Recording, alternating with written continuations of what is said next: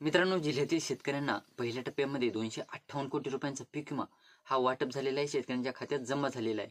त्यानंतर मित्रांनो, दुसऱ्या टप्प्याची बरेच शेतकरी वाट बघत होते, तर त्या अंतर्गत जवळपास 140 कोटी रुपये हे दुसऱ्या टप्प्यातील पीक विम्यासाठी मंजूर करण्यात आलेले आहेत। त्या अंतर्गत जे शेतकरी पात्र ठरतील अशा पात्र शेतकऱ्यांच्या खात्यावर या रकमा वितरित होणार आहेत। तर त्याविषयीची सविस्तर माहिती, त्याचबरोबर हा पीक विमा कधीपर्यंत शेतकऱ्यांच्या खात्यावर वितरित होईल, यासाठी पात्र वगैरे कोण ठरणार आहे, अशा अनेक प्रश्नांची उत्तरे आपण आजच्या व्हिडिओमध्ये क्लिअर करण्याचा प्रयत्न करणार आहोत। तत्पूर्वी जर चॅनलवर नवीन असाल तर चॅनलला सबस्क्राईब करा आणि समोरील जे बेल आयकॉन बटन आहे ते दाबायला विसरू नका। तर नमस्कार मित्रांनो, मी राजश्री, स्वागत आहे कृषी मॅन यूट्यूब चॅनलमध्ये। मित्रांनो, तुम्हाला देखील काही प्रश्न असतील तर डायरेक्टली मला कमेंट बॉक्समध्ये विचारू शकता।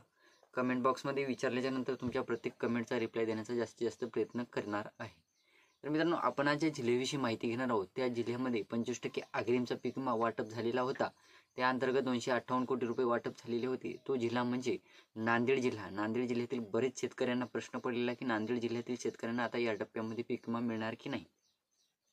तर नांदेड जिल्ह्यातील शेतकऱ्यांना या टप्प्यामध्ये पीक विमा मिळणार आहे। त्यासाठी जवळपास 140 कोटी रुपयांचा पीक विमा हा मंजूर करण्यात आलेला आहे। परंतु मित्रांनो, कंपन्यांकडे निधी जमा झाल्याशिवाय जे GR निघलेत त्या अंतर्गत कंपन्यांकडे जे निधी जमा होतील त्यानंतरच हा पीक विमा शेतकऱ्यांच्या खात्यावर वितरित होईल, हे आपण वारंवार व्हिडिओच्या माध्यमातून सांगत आहोत। तर त्यासाठी मित्रांनो, उत्पादन आधारित घटकासाठी जवळपास 10 कोटी 85 लाख रुपये मंजूर करण्यात आलेले आहेत। त्यानंतर अगोदर 25% अग्रिमांतर्गत विमा वाटप झाला। त्यानंतर काही शेतकऱ्यांना लोकलाईजचा म्हणजे स्थानिक नैसर्गिक आपत्तीचा सुद्धा पीक विमा दाखवण्यात आलेला होता।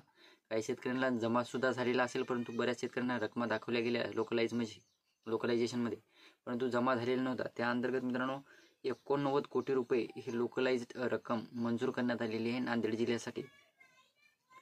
त्यानंतर मित्रांनो, वैयक्तिक क्लेम वगैरे जे केलेले शेतकरी आहेत, म्हणजे पोस्ट हार्वेस्ट असो किंवा इतर घटकासाठी किंवा एल्ड बेसमध्ये वगैरे बसलेले जे शेतकरी आहेत, तर त्यांच्यासाठी जवळपास 41 कोटी 65 लाख रुपये हे मंजूर करण्यात आलेले आहेत नांदेड जिल्ह्यातील शेतकऱ्यांसाठी। तर हा विमा मित्रांनो, वारंवार मी सांगतोय की हा विमा जरी सरकारतर्फे राज्य शासनातर्फे जरी 15 दिवसात शेतकऱ्यांच्या खात्यात जमा होईल असं सांगण्यात आलं असलं, तर 10-12 दिवस उलटलेले आहेत, अद्यापही कुठलीही हालचाल नाही।